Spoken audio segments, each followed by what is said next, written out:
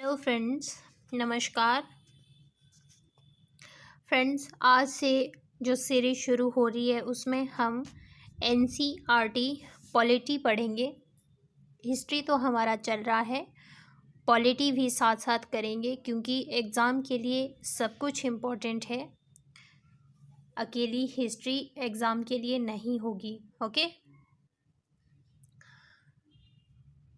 तो आज का जो टॉपिक है हमारा ये है भारत का संवैधानिक विकास। फ्रेंड्स, हो सकता है आपको ये क्लास बहुत बोरिंग लगे क्योंकि इसमें हम जो हमारे संविधान को बनाने के लिए हिस्ट्री रही है वो पढ़ेंगे आज। तो हो सकता है आपको बोरिंग लगे, लेकिन इस क्लास में जो हम पढ़ेंगे उसका एक एक पॉइंट जो है एग्ज़ाम के लिए बहुत इम्पॉर्टेंट है। इसीलिए क्लास को पूरी देखना। लास्ट में आप खुद एनालाइज करेंगे कि क्लास एग्ज़ाम के लिए कितनी इम्पोर्टेंट है। ओके, तो चलिए शुरू करते हैं। जो भारत का संवैधानिक विकास है ये दो चरणों में बांटा गया है इसको। एक तो जब ईस्ट इंडिया कंपनी थी उसके अंतर्गत, और दूसरा ब्रिटिश क्राउन के अंतर्गत। ब्रिटिश क्राउन के अंतर्गत कब गया इंडिया? जब 1857 का जो विद्रोह हुआ वैसी स्थिति दोबारा उत्पन्न ना हो, इसीलिए सीधे जो है भारत में ब्रिटिश क्राउन का राज शुरू हो गया था। ओके, तो चलिए देखते हैं। मोस्ट इम्पॉर्टेंट रेगुलेटिंग एक्ट 1773, ये एग्ज़ाम में यहाँ से क्वेश्चन बना है। सीधे रेगुलेटिंग एक्ट का भी पूछ लेते हैं कि कब आया था, 1773 में। और दूसरा है कि भारत के प्रथम गवर्नर जनरल कौन बने थे? Lord Warren Hasting. ओके, अब देखते हैं ये जो 1773 का रेगुलेटिंग एक्ट है इसका जो है संविधान के विकास के लिए महत्वपूर्ण स्थान है इस एक्ट का। ओके, तो इसके अंतर्गत जो कंपनी का प्रशासन देखने के लिए यहाँ पे दो संस्थाएं बनाई गई थी, कोर्ट ऑफ डायरेक्टर्स यानी निरीक्षक मंडल, और हितधारकों का मंडल, कोर्ट ऑफ प्रोप्रिएटर्स। ओके, और इसमें जो पहले भारत में बंगाल का गवर्नर जनरल होता था अब उसको सीधा गवर्नर जनरल कहा गया था। ओके, और अब जो है मद्रास और बम्बई के जो गवर्नर होंगे वो बंगाल के गवर्नर के अधीन होंगे, और वो गवर्नर जनरल बन गया था। और भारत के पहले गवर्नर जनरल थे लॉर्ड वारेन हेस्टिंग्स। ओके, ये 1774। फिर इसी रेगुलेटिंग एक्ट के तहत जो है 1774 में कलकत्ता उच्चतम न्यायालय की स्थापना की गई थी। कब की गई थी? 1774 में की गई थी। और इसमें जो है एक मुख्य न्यायाधीश होंगे और 3 जो है अन्य न्यायाधीशों की व्यवस्था की गई थी।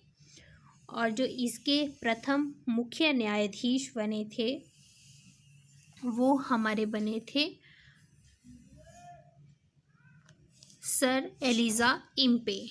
ओके, कौन बने थे? सर एलिजा इम्पे बने थे कलकत्ता उच्चतम न्यायालय के प्रथम मुख्य न्यायाधीश। अंग्रेज थे ये। ओके, और इसके बाद हमारा आता है Pitt's India act. Pitt's India act कब का है? ये 1784 में आया है भारत। ये एक्ट कब बना? 1784 में। ये जो है पहला वैधानिक दस्तावेज था ईस्ट इंडिया कंपनी का।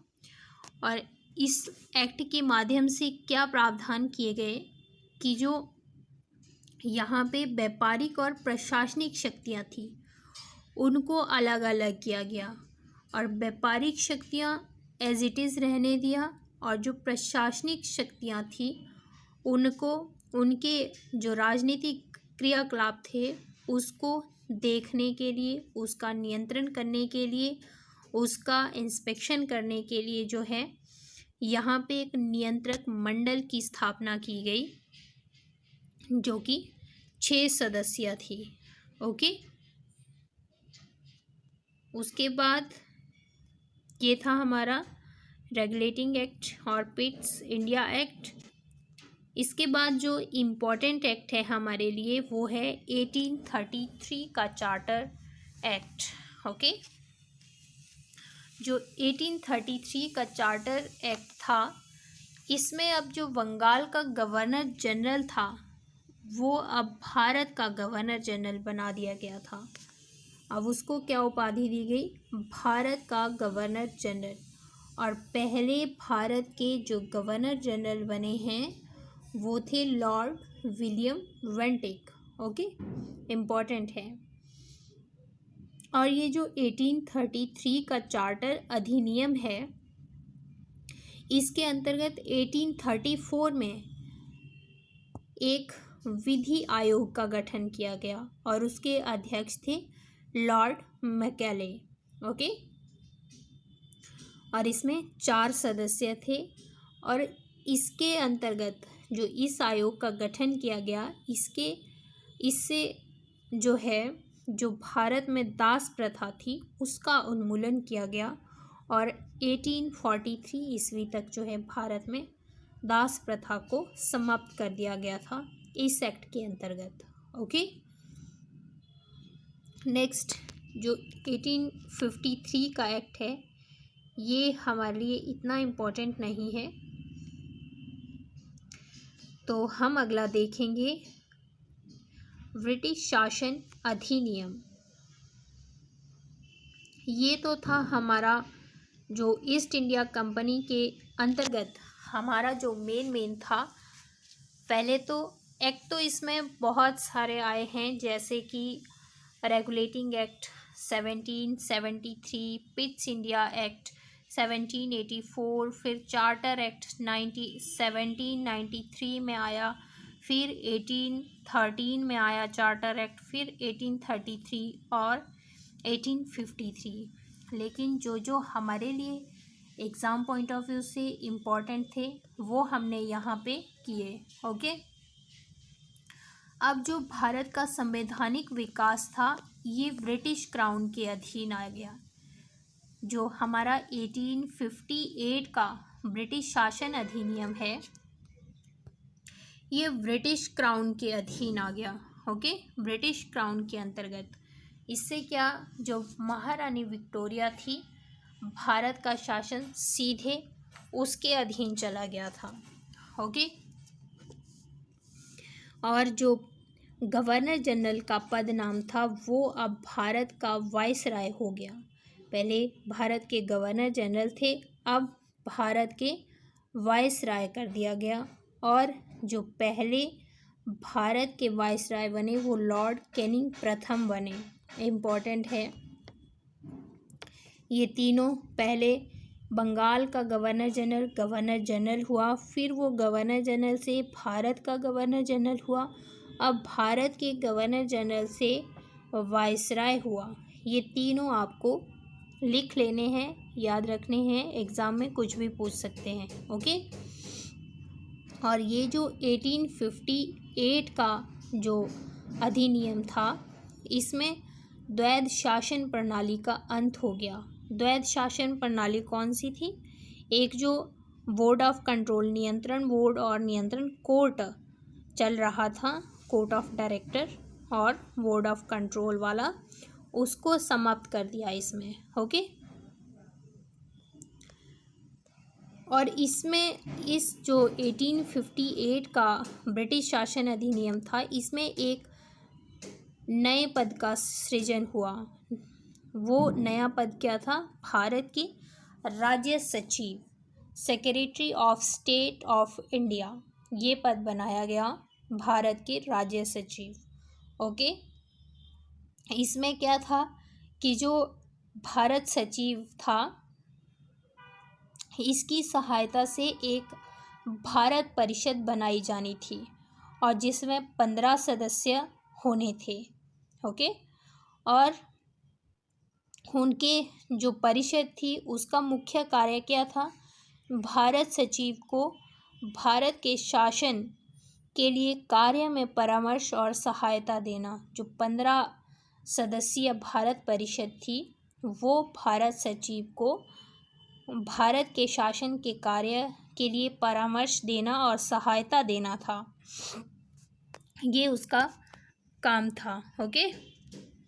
और ये जो 1858 का जो ब्रिटिश शासन अधिनियम है, इसको जो भारत का शिक्षित वर्ग था उसने इसको अपने अधिकारों का मैग्ना कार्टा कहा है। ओके। क्या कहा है? मैग्ना कार्टा कहा है। ओके। अब नेक्स्ट हम देखेंगे भारत परिषद अधिनियम 1861। अब 1861 में हमें क्या बताया गया है? एक तो इसमें पोर्टफोलियो सिस्टम की शुरुआत हुई थी इस अधिनियम के अंतर्गत लॉर्ड कैनिंग के द्वारा, और दूसरा इस अधिनियम के अनुसार जो है बम्बई और मद्रास जो विधान परिषदें थी उनको कानून बनाने और उसमें संशोधन करने की जो है शक्ति प्रदान की गई थी।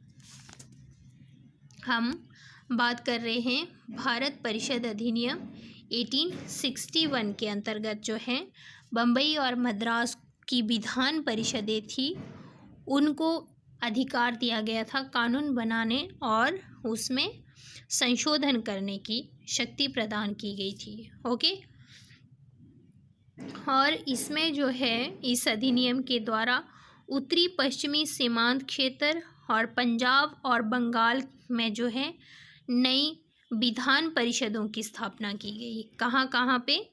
उत्तरी पश्चिमी सीमांत क्षेत्र, पंजाब तथा बंगाल, इन तीनों जगहों पे जो है नई विधान परिषदें स्थापित की गई थी इस अधिनियम के अंतर्गत। ओके। और इसमें जो है इस अधिनियम में एक ये भी था कि जो गवर्नर जनरल है वो ऑर्डिनेंस अध्यादेश जारी करने की शक्ति प्रदान की गई थी 1861 के भारत परिषद अधिनियम के तहत।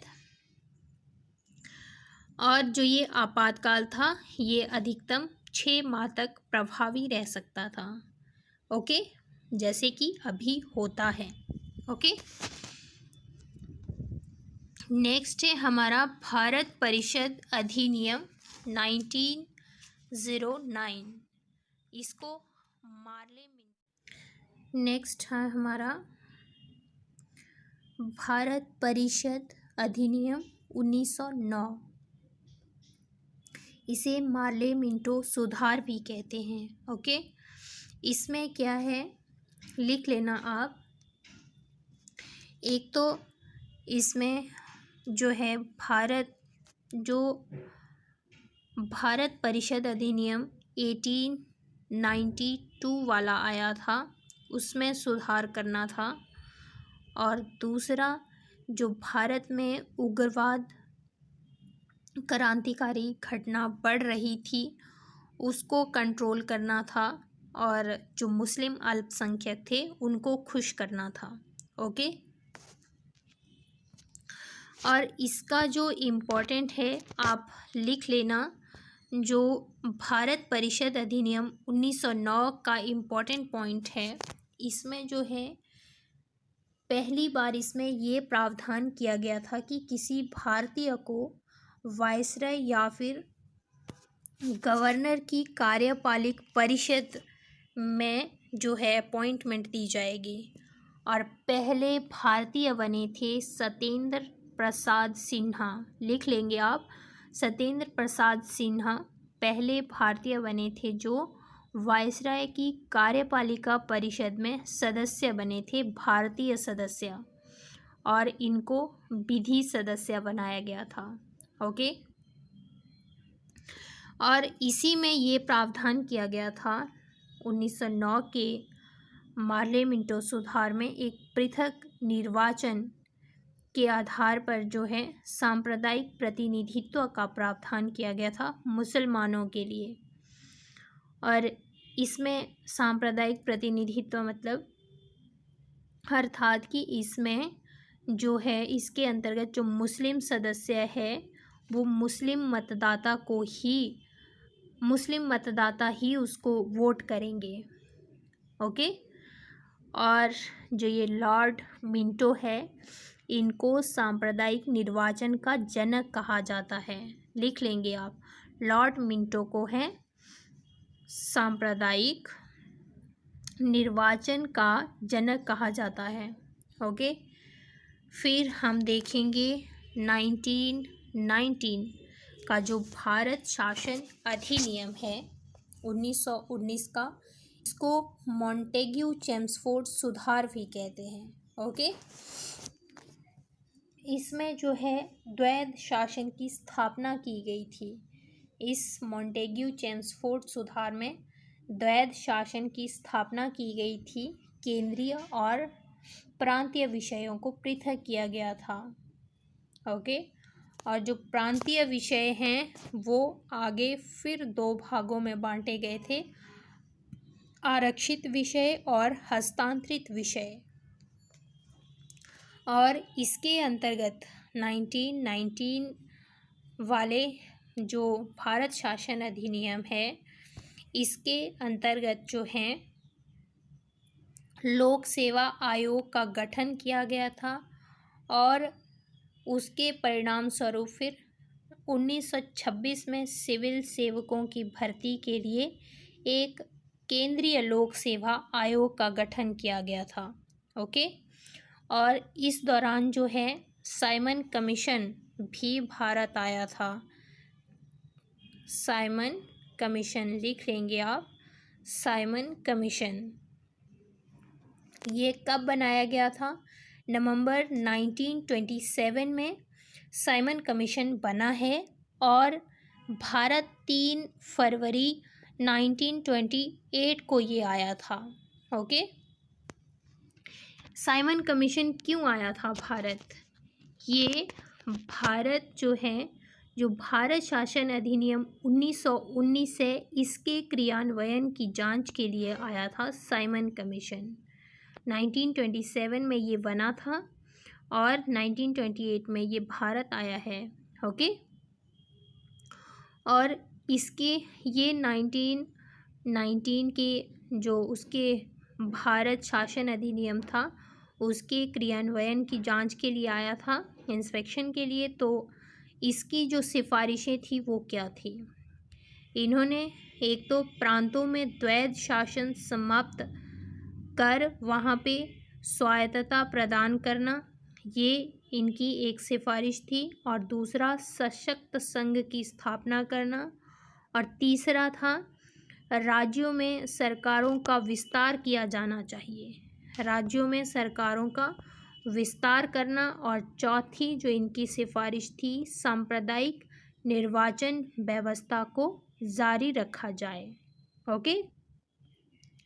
ये साइमन कमीशन की सिफारिशें थी।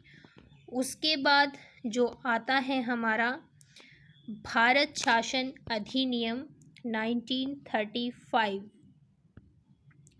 ये भी इम्पॉर्टेंट है। आप एक एक पॉइंट लिख लेंगे, इसमें जो मैं आपको बताऊंगी वो आप लिख लेना। ओके।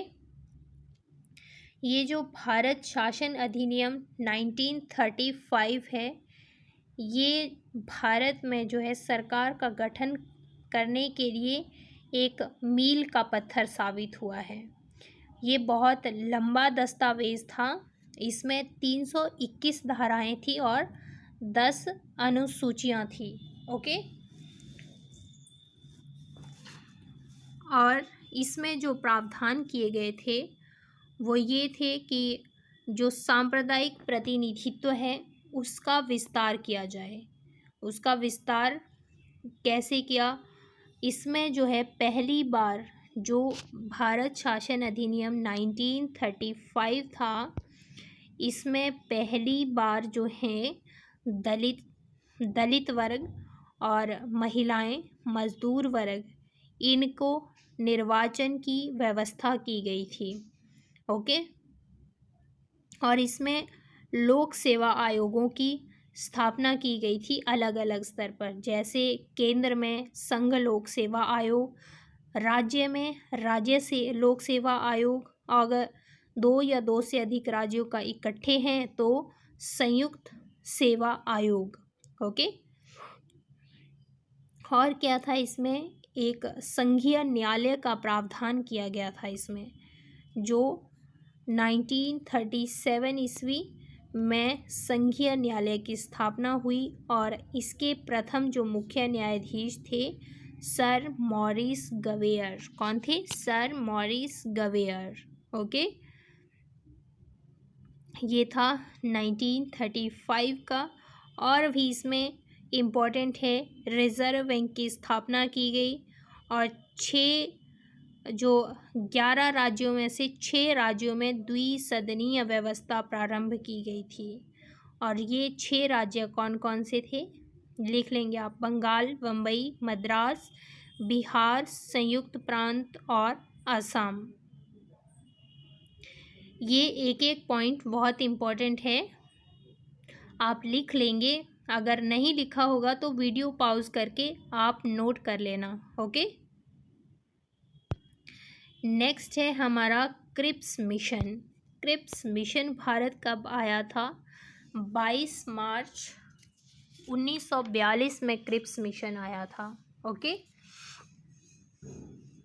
क्रिप्स मिशन से पहले ये देख लो, जो भारत शासन अधिनियम 1935 है, इसके अंतर्गत इसमें जो है एक नेहरू समिति का गठन भी किया गया था।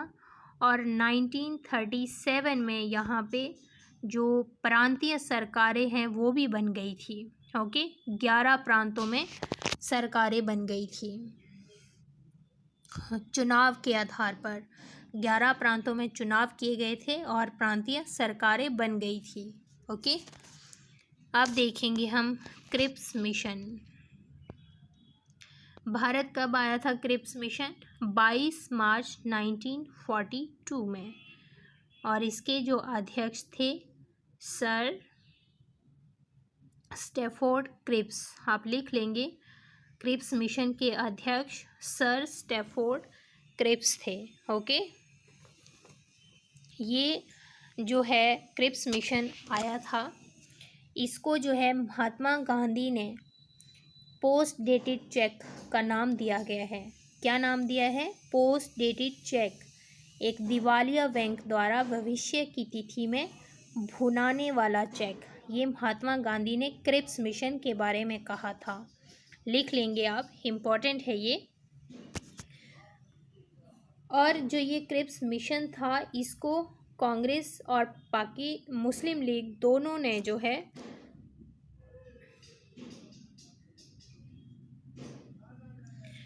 अस्वीकार किया था, क्योंकि इसमें जो है क्या था, क्रिप्स मिशन ने अप्रत्यक्ष रूप से पाकिस्तान की मांग को स्वीकार कर लिया था, और जिससे कि कांग्रेस सहमत नहीं थी। इसीलिए इसको दोनों ने, कांग्रेस ने भी और मुस्लिम लीग ने भी अस्वीकार कर दिया। ओके। और उसके बाद जो बेवल योजना है वो आई थी 4 जून 1945 को। ओके। 4 जून 1945 को योजना भारत आए थी ये आयोग। तो इसको भी, इसमें जो उद्देश्य थे इसको भी वो कांग्रेस और मुस्लिम लीग दोनों ने अस्वीकार किया था और ये भी विफल रहा था। और इसमें जो था, इसकी सिफारिश पे एक शिमला सम्मेलन होना था। 25 जून 1945 को शिमला सम्मेलन हुआ और ये एक सर्वदलीय सम्मेलन था। कुल 22 प्रतिनिधियों ने इसमें भाग लिया। और ये सम्मेलन कब से कब तक चला था? ये 25 जून से 14 जुलाई तक चला। और इसका क्या है कि इसकी जो अध्यक्षता की थी, इसमें जो प्रतिनिधि मंडल का जो नेतृत्व किया था वो अबुल कलाम आज़ाद ने किया था। और ये सम्मेलन भी असफल रहा था। ओके, शिमला सम्मेलन कब हुआ है? 25 जून 1945। इसमें एक एक पॉइंट जो यहाँ पे लिखा है और जो मैं आपको बता रही हूँ वो सब इम्पोर्टेंट है। वीडियो पॉज करके आप लिख सकते हैं। ओके, नेक्स्ट है हमारा कैबिनेट मिशन। कैबिनेट मिशन जो है ये कब आया था भारत?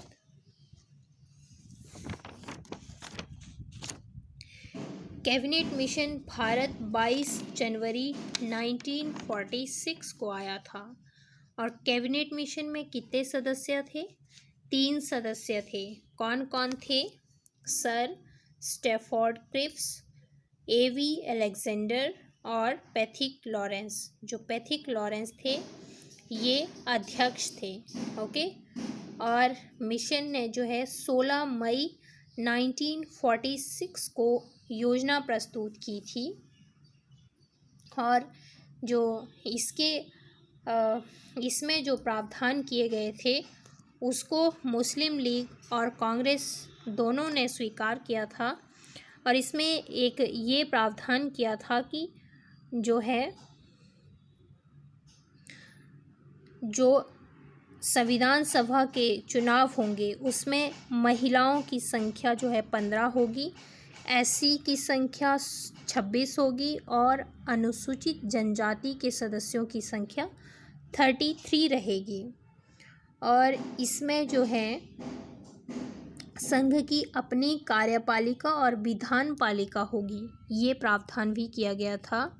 और जो भारतीय संविधान के निर्माण के लिए हैं अप्रत्यक्ष चुनाव प्रणाली के आधार पर जो है एक संविधान सभा की स्थापना की जाएगी, ये प्रावधान भी इसमें था।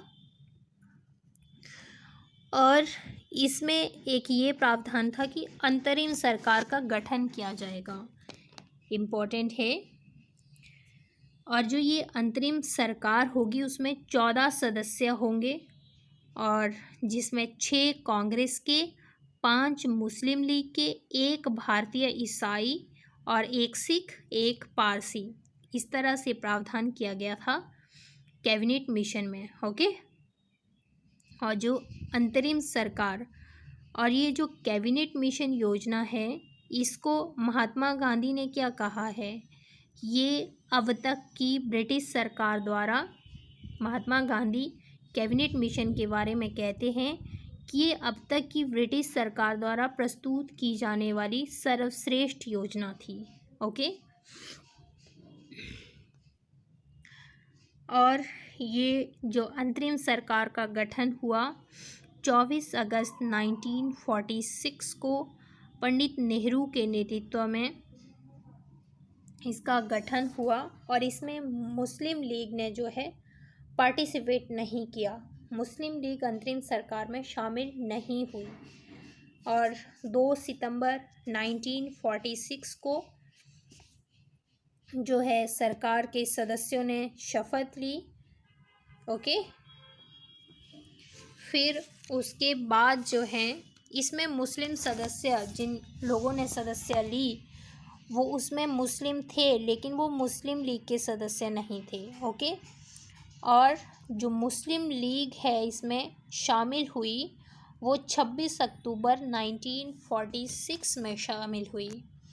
और इनका जो मेन मकसद था, मुस्लिम लीग का शामिल होने का जो मेन मकसद था वो था कि संसद के अंदर रहकर, परिषद के अंदर रहकर पाकिस्तान की मांग करना, इसीलिए वो शामिल हुए थे। ओके, और फिर 9 दिसंबर 1946 को पहली बैठक हुई थी। ओके, उसके बाद हम देखेंगे जो 3 जून 1947 को माउंटबेटन योजना भारत आती है। ये जो माउंटबेटन योजना है ये 3 जून 1947 को भारत आई है। इसमें इम्पोर्टेंट क्या है, जो ब्रिटिश प्रधानमंत्री थे क्लीमेंट हेटली, उन्होंने घोषणा की 20 फरवरी 1947 में उन्होंने घोषणा की, तत्कालीन परिस्थितियों को देखते हुए इन्होंने घोषणा की कि जो ब्रिटिश सरकार है वो 30 जून 1948 तक जो है भारत को आज़ाद कर देगी, मतलब भारतीयों को सत्ता सौंप देंगे वो। ओके। और इसमें जो प्रावधान किए गए थे माउंटबेटन योजना में, इसमें भारत का विभाजन भारतीय संघ और पाकिस्तान इन में किया जाएगा। और दूसरा जो हमारे पश्चिमोत्तर सीमा प्रांत थे गुजरात का, जैसे जूनागढ़ हो गया, और असम का जो सिलहट ज़िला है, यहाँ पे इन्होंने प्रावधान किया कि रेफरेंडम जनमत संग्रह किया जाएगा कि वो लोग भारत में रहना चाहते हैं या फिर पाकिस्तान के साथ जाना चाहते हैं। और जो सिंध प्रांत था वहाँ पे वोट करा के, विधानसभा में वोट करवा के ये निश्चित करना था कि वो भारत के साथ रहना चाहते हैं या फिर पाकिस्तान में जाना चाहते हैं। और जो बंगाल और पंजाब में हिंदू मुस्लिम बहुसंख्यक ज़िले थे, वहाँ पे भी जो है बैठकें करवाई गई, बुलाई गई, और उन्हें भी मतलब विभाजन कर दिया कि वो जिसके साथ जाना चाहते हैं। और उसके बाद इसमें जो है दोनों राज्यों को डोमिनियन स्टेटस दे दिया गया। ओके। और फिर एक और जो देसी रियासतें थी जैसे कश्मीर की, और उनको अधिकार दिया गया, वो इनके साथ जाना चाहे तो ठीक है, अगर नहीं तो वो अपना स्वतंत्र अस्तित्व भी बनाए रख सकते हैं। और जो ये माउंटबेटन योजना थी, इसको दोनों ने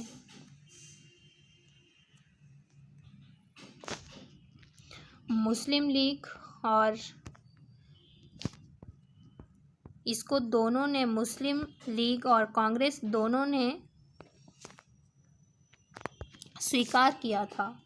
ओके। और इसके जो अंतर्गत है फिर भारतीय स्वतंत्रता अधिनियम 1947 बना। और ये जो है माउंटबेटन योजना के अनुसार जो ये है 4 जुलाई 1947 को, मतलब वहाँ पे ब्रिटिश संसद में अधिनियम प्रस्तुत किया गया था 4 जुलाई 1947 को, भारतीय स्वतंत्रता वाला। और 18 जुलाई 1947 को इसको स्वीकृति भी मिल गई थी। और इसके बारे में जो है नॉर्मन डी पामर ने कहा है कि ब्रिटिश पार्लियामेंट के इतिहास में इतना महत्वपूर्ण विधेयक शायद ही आज तक रहा होगा जो इतने कम समय और इतने कम विवाद में पारित हुआ। ओके। और फिर 15 अगस्त 1947 को भारत स्वतंत्र हुआ, उनके जो प्रावधान थे उनके साथ। और भारत में पहला मंत्रिमंडल बना जिसके प्रधानमंत्री जवाहरलाल नेहरू थे, और गृह मंत्री जो हैं सरदार वल्लभ भाई पटेल थे, और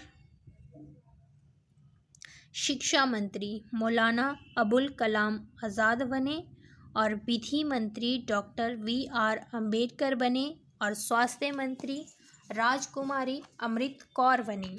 ओके। उसके बाद जो संविधान सभा का गठन किया गया था,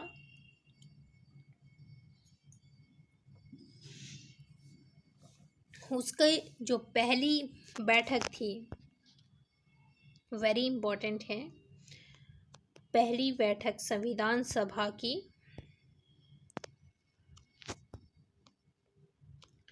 जो पहली बैठक थी वो 9 दिसंबर 1946 में होती है प्रथम बैठक, जिसमें जो सदस्य बने थे डॉक्टर सच्चिदानंद सिन्हा।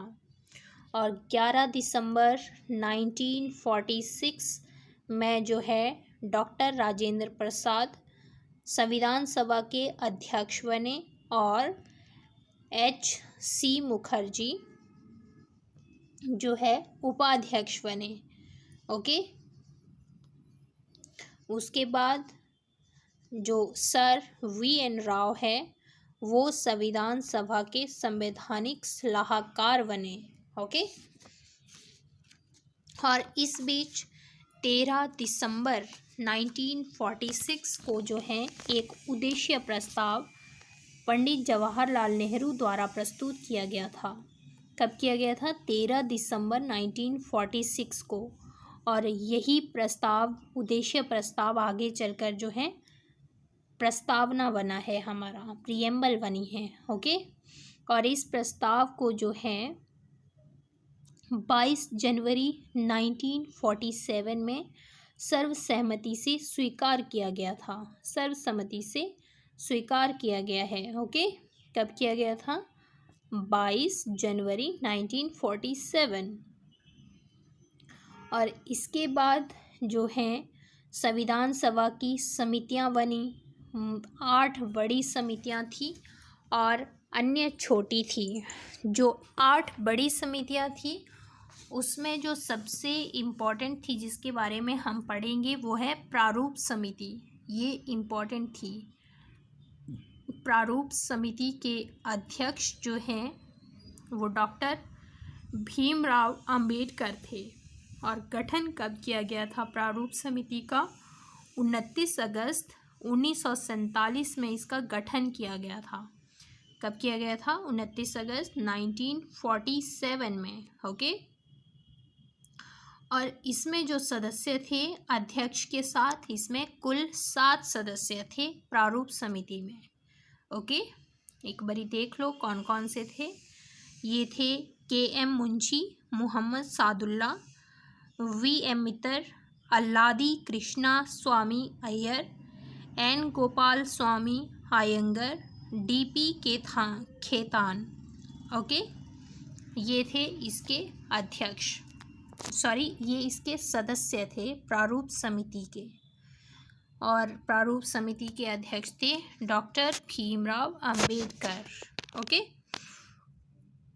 और इसमें जो संविधान सभा में जो डॉक्टर भीमराव अंबेडकर ने प्रस्ताव प्रस्तुत किया था वो था the constitution as settled by the assembly we passed. ये कब पास हुआ है? 26 नवंबर 1949 को ये पारित किया गया था। और जो 26 नवंबर 1949 में संविधान में क्या था? एक प्रस्तावना थी और 22 भाग थे, 395 अनुच्छेद थे और 8 अनुसूचियां थी। ओके, ये जो डॉक्टर भीमराव अंबेडकर है, इनको संविधान के पिता कहा जाता है या फिर आधुनिक मैन भी इनको कहा जाता है। ओके, नोट कर लेना, संविधान के पिता डॉक्टर भीमराव अंबेडकर को कहा जाता है। ओके, नेक्स्ट हम देखेंगे जो हमारे संविधान का विकास हुआ है उसके 3 चरण हैं। सबसे पहले तो संविधान को बनने में टाइम कितना लगा है? 2 वर्ष 11 माह 18 दिन लगे हैं संविधान को बनने में। ओके, और इसका जो विकास है वो 3 चरणों में हुआ है। जो प्रथम चरण है इसका 6 दिसंबर 1946 से 14 अगस्त 1947 तक रहा। और दूसरा चरण जो है 15 अगस्त 1947 से 26 नवंबर 1949 तक रहा है। और तीसरा चरण जो है इसका 27 नवंबर 1949 से मार्च 1952 तक रहा है। ओके, नेक्स्ट जो है संविधान लागू हुआ था, कब लागू हुआ था, वेरी वेरी इम्पोर्टेंट है। ओके, क्योंकि हमारे पास 2 डेट है यहाँ पे। मोस्ट ऑफ द कैंडिडेट जो है, most of the student confuse होते हैं कि संविधान लागू कब हुआ था। संविधान जो पूरी तरह से लागू हुआ था वो 26 जनवरी 1950 को लागू हुआ था। जो 26 नवंबर 1949 की जो डेट है उसमें संविधान को अंगीकार यानी अडॉप्ट किया गया था और इसमें केवल 16 अनुच्छेद प्रभावी हुए थे। जब इसको अडॉप्ट किया गया था तो सिर्फ 16 अनुच्छेद प्रभावी हुए थे, लेकिन जो संपूर्ण संविधान है वो लागू एग्जीक्यूट हुआ है 26 जनवरी 1950 में। ओके, तो ये था हमारा संविधान। और जो संविधान बनाने के लिए जब बनाया था तो जो संविधान निर्माता थे उन्होंने लगभग 60 देशों के जो है संविधान को खंगाला था यानी अवलोकन किया था और 114 दिनों तक विचार विमर्श हुआ था इसके प्रारूप पर। ओके, तो ये है हमारा इम्पोर्टेंट। और जो संविधान दिवस है वो 26 नवंबर को मनाया जाता है और ये 2015 से शुरू किया है मनाना। ओके, कब से मनाना शुरू किया है संविधान दिवस?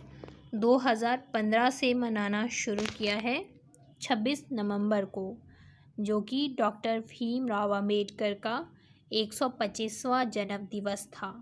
ओके, तो ये था हमारा, बहुत इम्पोर्टेंट है।